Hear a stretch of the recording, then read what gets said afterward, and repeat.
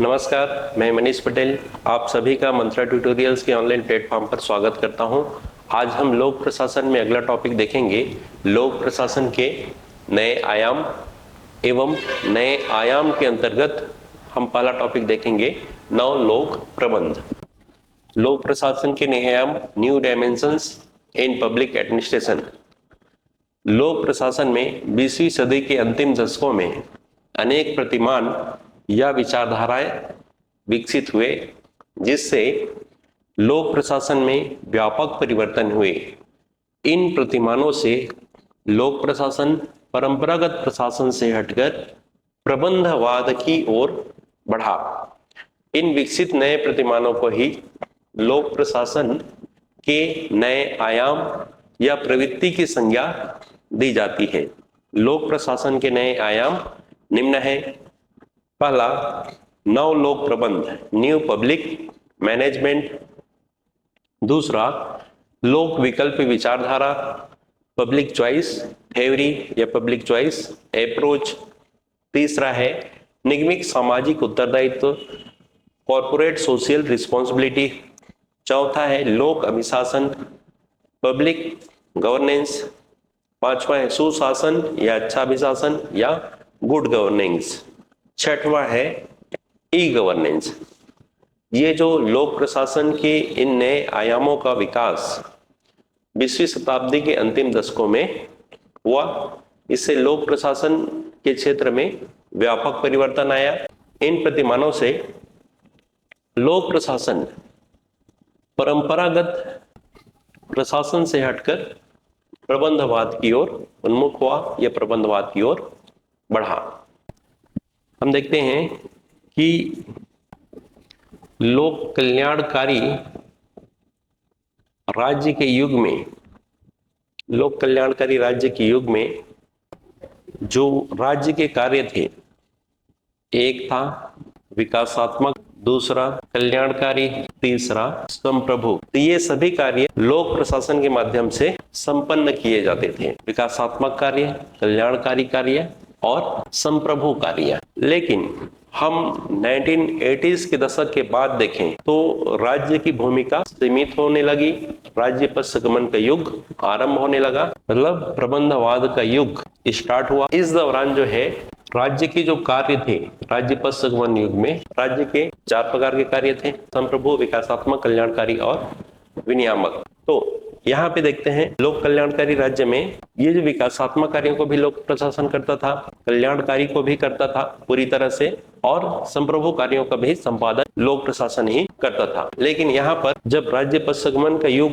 प्रारंभ हुआ तो या प्रबंधवाद का युग प्रारंभ हुआ, इस समय लोक प्रशासन की मुख्य भूमिका संप्रभु कार्यों को संपादित करने में और विकासात्मक विनियामक कार्यों को संपादित करने की हो गई। विकासात्मक कार्यों को भी लोक प्रशासन करता था, कल्याणकारी कार्यों को भी लोक प्रशासन करता था, लेकिन कल्याणकारी राज्य की तुलना में बहुत सीमित हो गए ये कार्य। अब इन कार्यों को, विकासात्मक कार्यों को करने का दायित्व जो है निजी क्षेत्र को दिया गया और कल्याणकारी कार्यों को करने का दायित्व एनजीओस को या गैर सरकारी संगठन को दिया गया। और जो लोक प्रशासन की भूमिका जो है एक विनियामक के रूप में हो गई, विनियामक के रूप में हो गई, या कहना चाहिए उसका काम एक प्रबंधक का हो गया, है ना। कल्याणकारी और विकासात्मक कार्य सही तरीके से संपन्न हो रहे हैं या नहीं, ये देखना लोक प्रशासन का काम हो गया। तो अंतिम दशक में लोक प्रशासन की जो भूमिका में इस प्रकार परिवर्तन आया। तो यही जो है लोक प्रशासन के नए आयाम के रूप में इसको हम देखते हैं। अब आगे देखते हैं लोक प्रशासन के नए आयाम में पहला आयाम नव लोक प्रबंध। नव लोक प्रबंध, न्यू पब्लिक मैनेजमेंट। 20वीं शताब्दी के 8वें दशक में विकास संबंधी लक्ष्यों को परंपरागत प्रशासनिक तौर तरीकों से प्राप्त करने में विफलता को देखते हुए विकास को बाजारोन्मुखी बनाने के विचार सामने आया और नवीन लोक प्रबंध दृष्टिकोण का विकास हुआ। तो परंपरागत जो प्रशासनिक तौर तरीकों से विकास से संबंधित जो लक्ष्य हैं, इसको प्राप्त करने में जब विफलता हाथ लगी तो इसको बाजारोन्मुख बनाने का विचार सामने आया मतलब जो विकास संबंधी कार्यों को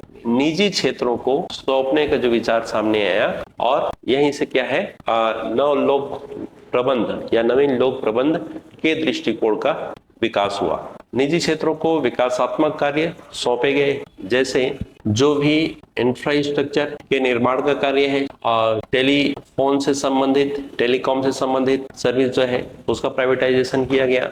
टेलीविजन से संबंधित जो सेक्टर हैं उसका प्राइवेटाइजेशन किया गया, मतलब निजी क्षेत्र को निजी क्षेत्र के लिए उनको भी खोला गया। इसके अलावा और जो अन्य क्षेत्र हैं जो सरकारी क्षेत्र के लिए, सरकारी मतलब लोक प्रशासन के लिए सुरक्षित जो क्षेत्र थे उनको निजी क्षेत्र के लिए खोला गया।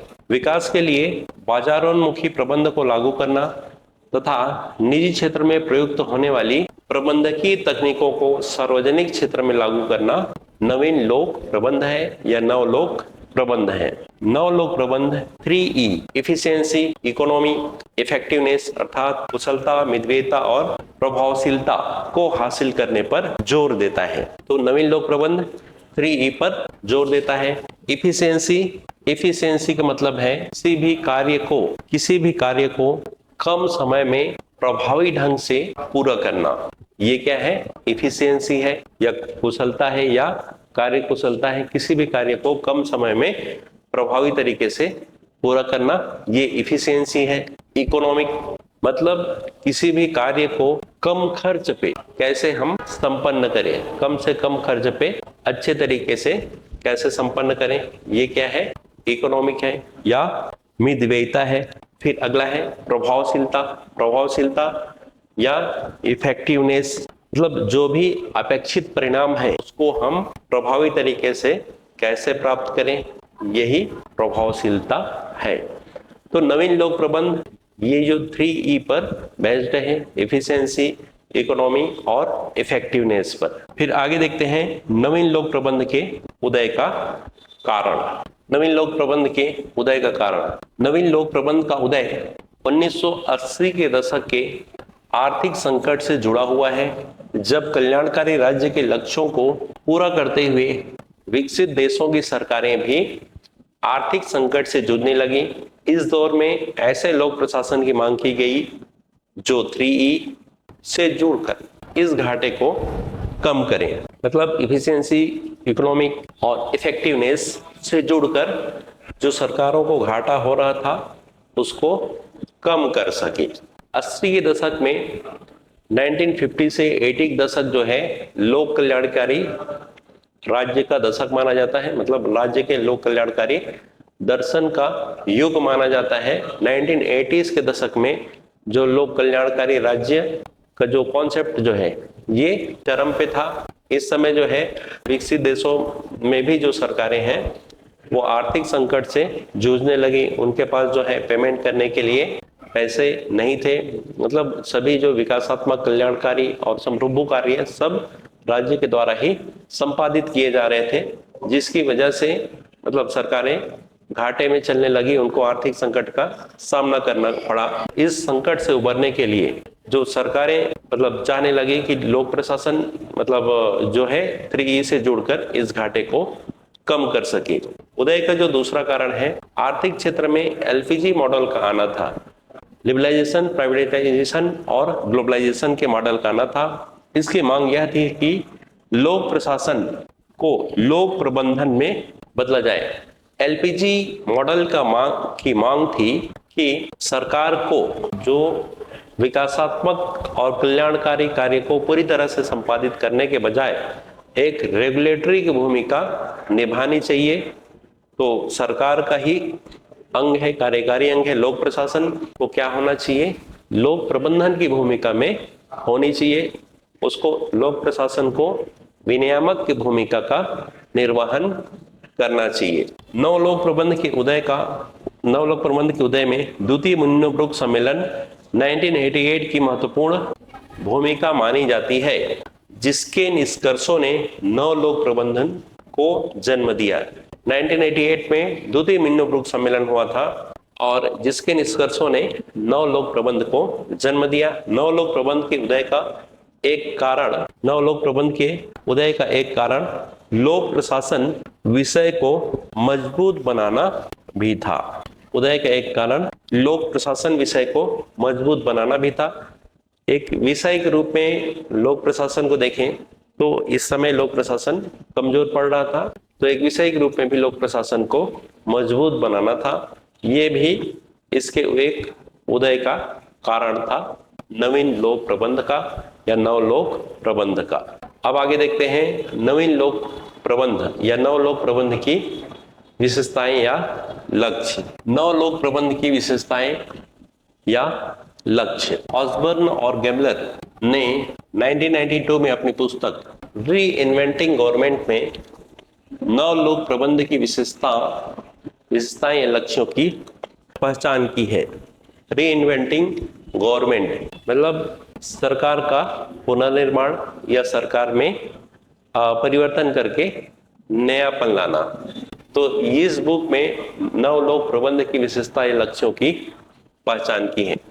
पहला है उत्प्रेरक सरकार, कैटलिस्ट गवर्नमेंट को स्वयं सेवाएं प्रदान करते रहने के बजाय आर्थिक सामाजिक समस्याओं को हल करने के लिए सार्वजनिक क्षेत्र, निजी क्षेत्र और गैर सरकारी क्षेत्र या स्वयंसेवी क्षेत्र या एनजीओस को कार्यों को करने के लिए उत्प्रेरित करना चाहिए।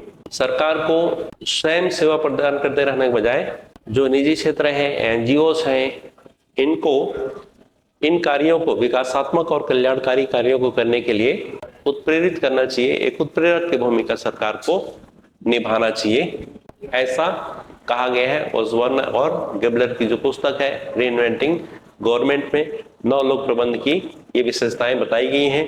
प्रतिस्पर्धी सरकार या कॉम्पिटिटिव गवर्नमेंट। नवलोक प्रबंध सरकार से अपेक्षा रखता है कि वह उत्कृष्ट प्रदर्शन के द्वारा निजी क्षेत्र से प्रतिस्पर्धा करे। सरकार के द्वारा जो संचालित जो उपक्रम है जैसे बीएसएनएल, एलआईसी, ओएनजीसी और जो जैसे कोल इंडिया लिमिटेड है, ये सभी जो सरकारी जो कंपनियां हैं ये निजी क्षेत्र से प्रतिस्पर्धा करें, उनसे बेहतर परफॉर्म करने की कोशिश करें।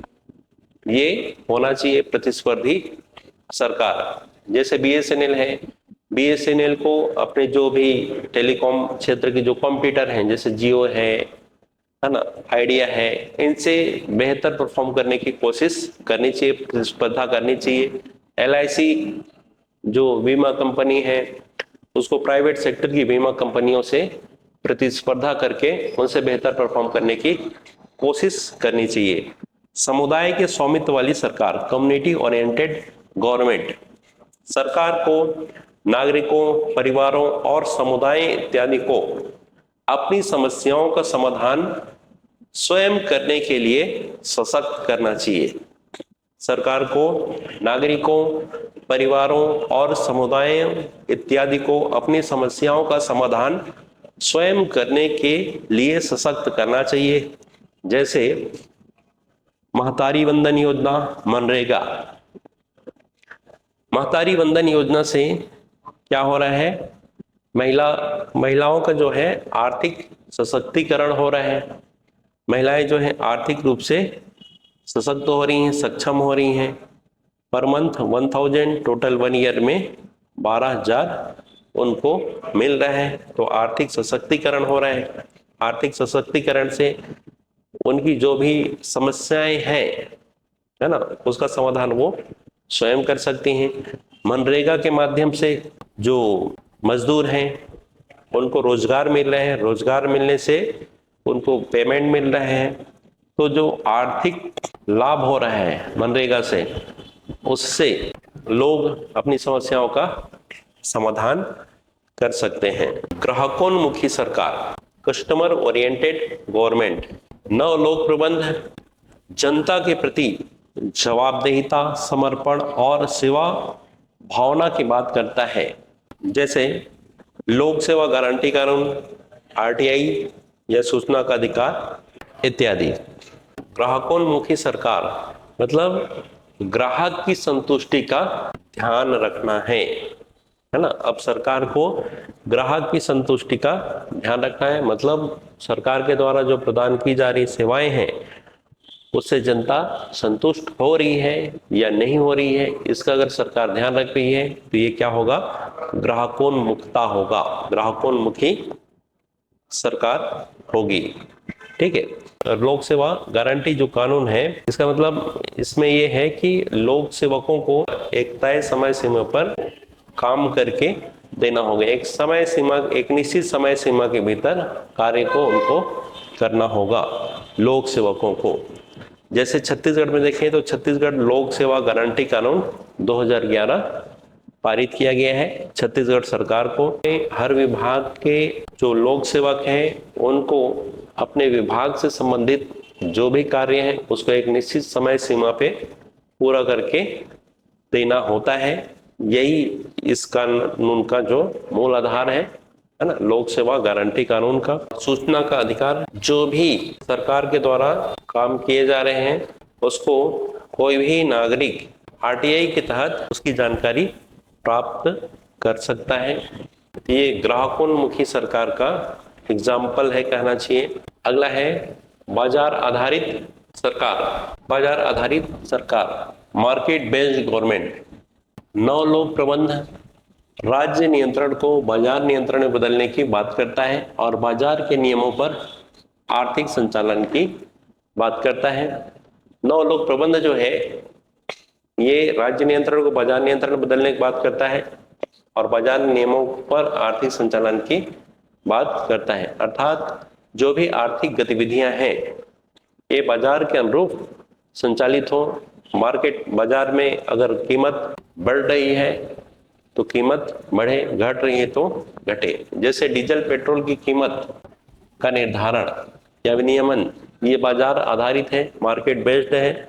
कच्चे तेल की कीमत बढ़ेगी तो डीजल पेट्रोल की कीमतें भी बढ़ जाएंगी, कच्चे तेल की कीमत घटेगी तो डीजल पेट्रोल की कीमतें भी घट जाएंगी। मिशन आधारित सरकार, मिशन ओरिएंटेड गवर्नमेंट। सरकार को अपनी लक्ष्यों से संचालित होना चाहिए, न कि कायदे कानून से। नौ लोक प्रबंध लक्ष्य के प्रति समर्पण को दर्शाता है और समयबद्ध तरीके से काम करने की बात करता है। उदाहरण के लिए देखेंगे तो सिटीजन चार्टर, नागरिक घोषणा पत्र, ये नागरिकों के अधिकारों का एक घोषणा पत्र है जिसमें शासन से संबंधित कार्यों की जानकारी होती है। कौन सा कार्य किसके द्वारा संपन्न किया जाएगा, किस अधिकारी के द्वारा किया जाएगा, किस समय सीमा पर ये कार्य किए जाएंगे। ठीक है। सिटीजन चार्टर मतलब इसमें यह है कि सरकार को अपने लक्ष्यों को ध्यान में रख के चलना चाहिए, जो लक्ष्य हैं उनको, न कि नियमबद्ध रूप से, मतलब नियमों कायदे कानून से ही बंधे नहीं रहना चाहिए। अपने लक्ष्यों को ध्यान करके चलना चाहिए और समयबद्ध रूप से काम करना चाहिए, ना कि कानून नियमों की वजह से क्या है जो कार्य है अत्यधिक विलंब होते हैं, तो उसकी बजाय समयबद्ध तरीके से लक्ष्य को ध्यान में रख के काम करना चाहिए। विकेंद्रित सरकार, डिसेंट्रलाइज्ड गवर्नमेंट।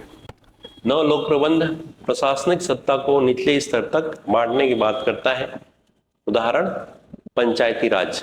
नौ लोक प्रबंध है ये केंद्रीकरण का विरोधी है, विकेंद्रीकरण की ये बात करता है। उद्यमीकृत सरकार, enterprising government.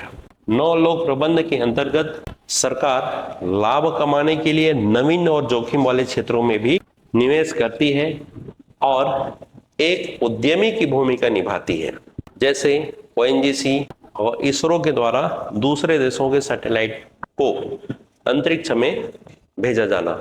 ONGC, oil and natural gas corporation, सरकार को ये कहता है कि सरकार को नवीन और जोखिम वाले क्षेत्रों में भी निवेश करना चाहिए और एक उद्यमी की भूमिका निभानी चाहिए।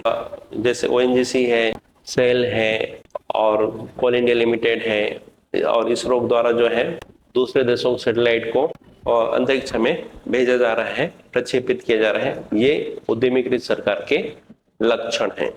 अगली विशेषता है पूर्वानुमानी सरकार, एंटीसिपेटरी गवर्नमेंट। नौ लोक प्रबंध के तहत सरकार समस्याओं या आपदाओं का पहले से अनुमान लगाती है, न कि उसके होने के बाद समाधान खोजती है। जैसे आपदा प्रबंधन, आपदा प्रबंधन का मतलब है आपदा, किसी संभावित आपदा के आने से पूर्व उसका प्रबंधन कर लेना। जैसे हम देखते हैं कि कई जो नदियां हैं, कई नदियों में बाढ़ आना हर वर्ष का कार्य है। हर साल क्या है, नदियों में बाढ़ आते हैं। कुछ नदियों में हर साल बाढ़ आते हैं। तो जब हमें पता है कि इस नदी में बाढ़ आता ही है, तो जन और धन के नुकसान से बचने के लिए बाढ़ आने से पूर्व, मतलब बरसात के सीजन से पूर्व ही हमें जो बाढ़ से बचने के लिए तैयारी कर लेनी चाहिए। तो ये क्या होगा, आपदा प्रबंधन होगा। परिणामोन्मुखी सरकार, रिजल्ट ओरिएंटेड गवर्नमेंट। अब सरकार का उद्देश्य सिर्फ शासन करना ही नहीं, बल्कि निर्धारित लक्ष्यों को प्राप्त करना भी है। जैसे मनरेगा मनरेगा के माध्यम से क्या हो रहा है, सरकार लोगों को रोजगार दे रही है, और रोजगार के साथ साथ जो भी कार्य हैं, सरकार के द्वारा जो संचालित जो कार्य हैं, जो योजनाएं हैं, वो भी मनरेगा के माध्यम से पूरे हो रहे हैं। एक तो रोजगार मिल जा रहा है, और दूसरा जो है जो सरकारी कार्य हैं वो भी पूरे हो जा रहे हैं। तो ये जो है नवीन लोक प्रबंध के या नव लोक प्रबंध की विशेषताएं हैं या लक्षण हैं। ये 10 लक्षण हैं, इन्हें पूछे जा सकते हैं, ध्यान रखिएगा। अब आगे देखते हैं नवीन लोक प्रबंध के प्रतिलक्ष्य।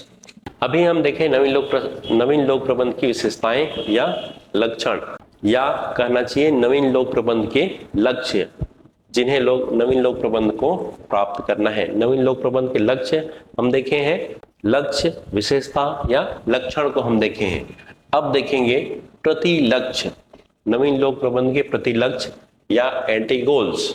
नव लोक प्रबंध या नवीन लोक प्रबंध लोक प्रशासन की निम्नलिखित बातों को अस्वीकार करता है। लोक प्रशासन की निम्नलिखित बातों को अस्वीकार करता है, या परंपरागत प्रशासन की निम्नलिखित बातों का अस्वीकार करता है। जैसे राजनीतिक प्रशासन द्विभाजन को, यह राजनीतिक प्रशासन अलग अलग नहीं मानता, राजनीतिक प्रशासन एक मानता है। अति केंद्रीकरण को, ये विकेंद्रीकरण का पक्षधर है नव लोक प्रबंध। ये नियमों की प्रधानता को नहीं मानता, नियमों की प्रधानता के बजाय लक्ष्य की प्रधानता को महत्वपूर्ण मानता है। प्रशासनिक प्रक्रिया के गैर लचीलापन को, ये चाहता है कि प्रशासनिक प्रक्रिया में लचीलापन हो, मतलब प्रशासनिक प्रक्रिया के गैर लचीलापन को अस्वीकार करता है।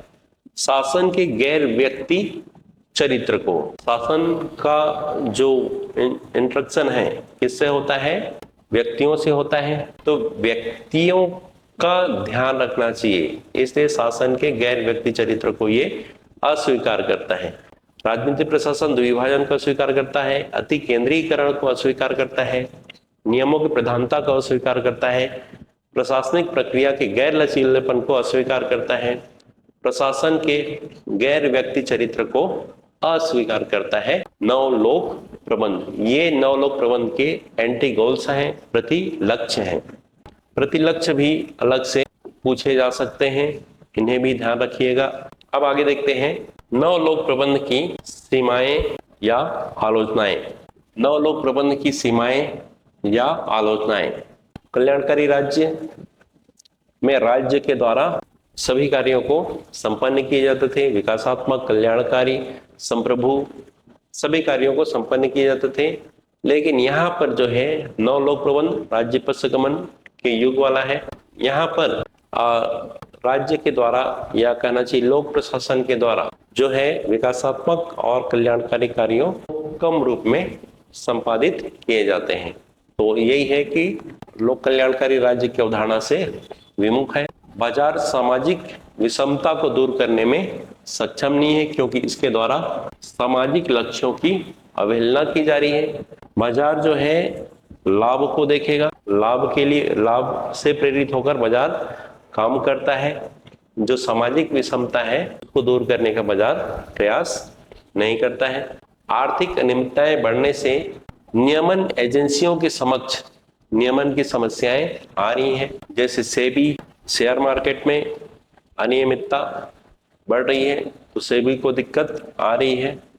ट्राई, टेलीकॉम के क्षेत्र में अनियमितताएं बढ़ रही हैं तो ट्राई को भी विनियमन करने में समस्याएं आ रही हैं। यह प्रबंधकीय वर्चस्व की अवधारणा है जो लोक प्रशासन के एकीकृत दृष्टिकोण से मेल नहीं खाती है। ये प्रबंधकीय वर्चस्व वाला है, मतलब लोक प्रशासन को प्रबंध का पर्याय माना जा रहा है, मतलब प्रबंधकीय गतिविधियों से लोक प्रशासन को जोड़ा जा रहा है। तो इससे जो है एकीकृत दृष्टिकोण से मेल नहीं खा रहा है।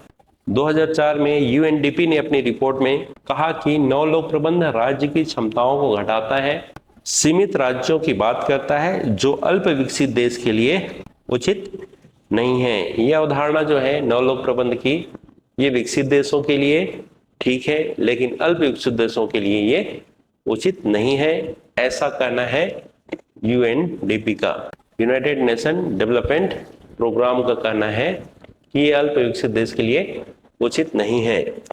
अगला है बाजारोन्मुखी और निजीकरण द्वारा शासन एवं प्रशासन के सभी लक्ष्यों को प्राप्त नहीं किया जा सकता। तो ये जो 6 आलोचनाएं हैं नवीन लोक प्रबंध की या नव लोक प्रबंध की। नव लोक प्रबंध को इस बात का श्रेय है कि लोक प्रशासन और नौकरशाही के क्षेत्र में प्रभावी, समयानुकूल एवं पेशेवर सुधार लाने की दिशा में चिंतन प्रारंभ किया। इन आलोचनाओं के बावजूद हम कह सकते हैं कि नव लोक प्रबंध को इस बात का श्रेय है कि लोक प्रशासन और नौकरशाही के क्षेत्र में प्रभावी, समयानुकूल एवं पेशेवर सुधार लाने की दिशा में इसने चिंतन प्रारंभ किया नव लोक प्रबंध ने। यह हो गया नव लोक प्रबंध। अब आगे देखते हैं नव लोक प्रशासन और नव लोक प्रबंध में क्या अंतर है। यह अंतर पूछा जा सकता है। पहला अंतर देखते हैं।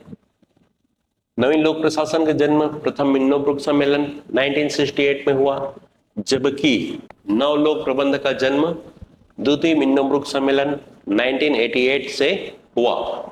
नवीन लोक प्रशासन का उदय कल्याणकारी राज्य के काल में हुआ, जबकि नव लोक प्रबंध का उदय सीमित राज्य के काल में हुआ। नवीन लोक प्रशासन के उदय में केवल अमेरिकी विद्वानों के विचार आते हैं, जबकि नव लोक प्रबंध में विश्व भर के विद्वानों ने अपने विचार व्यक्त किए थे।